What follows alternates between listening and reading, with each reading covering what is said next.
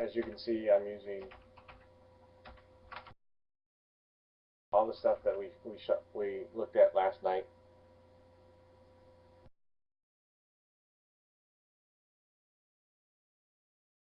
Really? The desktop stuff died again?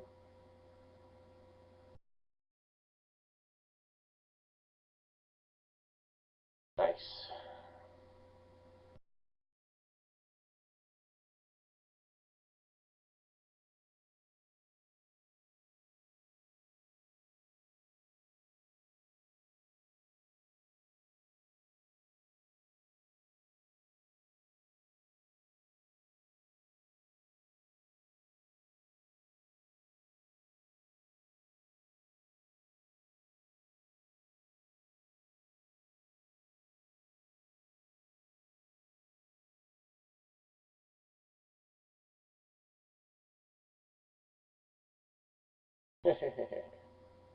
Whatever, we'll go. Yeah.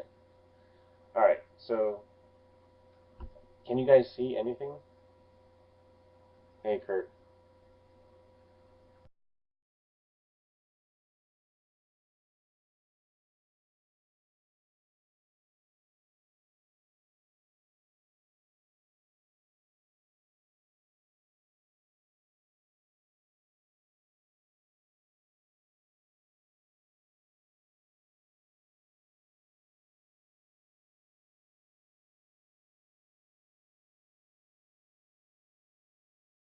Alright, here we go.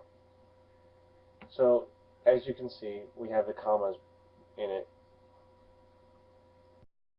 lhost, lport, exit on session. Now, something that you can do that is sometimes handy is putting the L port to 0.0.0.0 so that it listens on any possible range. So um, say you have just nice.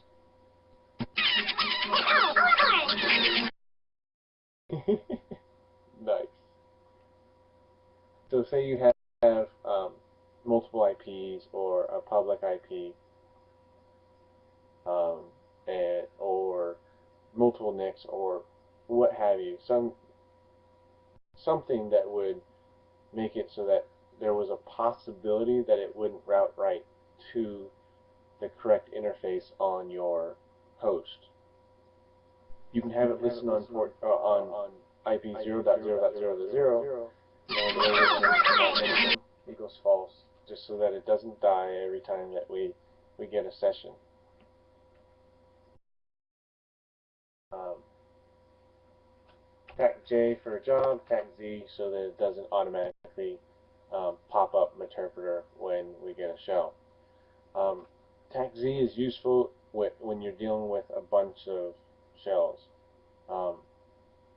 because so here's how it works. So if you throw this in a phishing email and you have 100 Meterpreter sessions coming back, and you start trying to work with one of them, it can get annoying to see more Meterpreter shells jumping through your console because it'll print to the line. So you'll be trying to type and it'll go to the next line and it'll say Meterpreter session opened, and you'll have to type it again sometimes depending on how um, your console deals with it. So TAC Z is a lifesaver if you just don't like it popping up a new session every time that it gets one. Alright, so the handler is binding to 0000 automatically. I think I guess I'm old school because it didn't used to do that by default. So never mind my talking about the 0000 for routing. Start a reverse handler and start a payload. So if we wanted to, we could, in MSF console, we just hit up, we change the port, change the payload, hit it again, hit enter again, and we have another listener on a different port, and another. So exploit development back again, you can have a ton of handlers listening all at one time on one host, and be able to navigate that easy. So we have our handler listening. Back over here, we're going to serve out the bob.exe by doing python m simple HTTP server. Oops, Python. Anyone have a Python?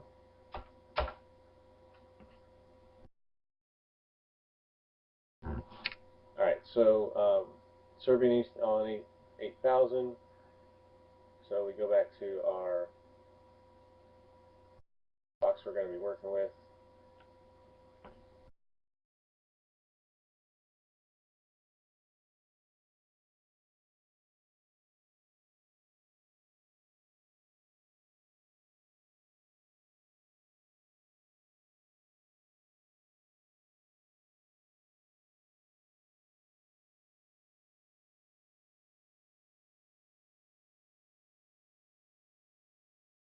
Did I get those IPs mixed up? No, 131.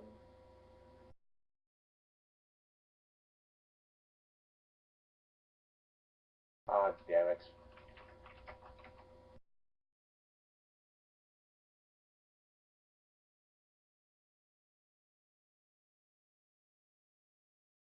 Talk about fail. Didn't even start the interface. I already got a listener on it.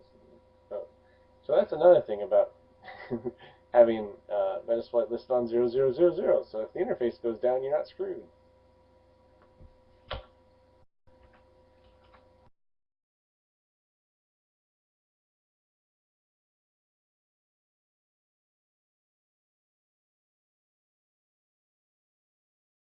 Alright, so 30 is it. Uh,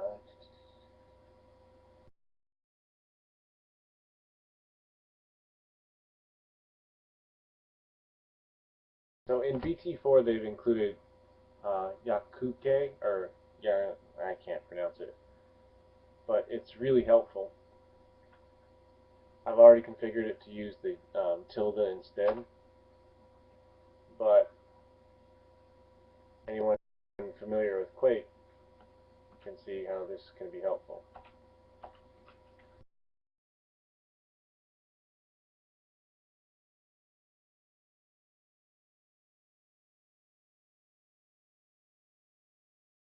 So I normally now in BT4 have my listeners up here in Yakuke, or however you pronounce it, just so I can tilde in and out of it and generate what I need to.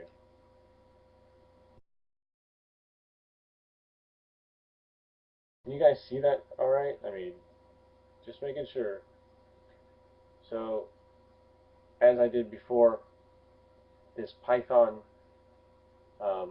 one-liner makes a HFS style sharing of HFS HTTP type sharing of the directory that where you start it. So as you can see, I have temp in there. I'm going to download Bob so that we can work with it.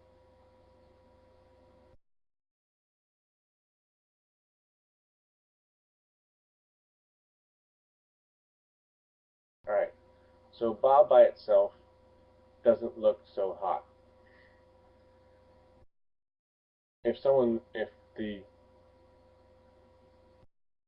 the user runs it off of a phishing email that we send them, it pops up, doesn't do anything, it's kind of suspicious.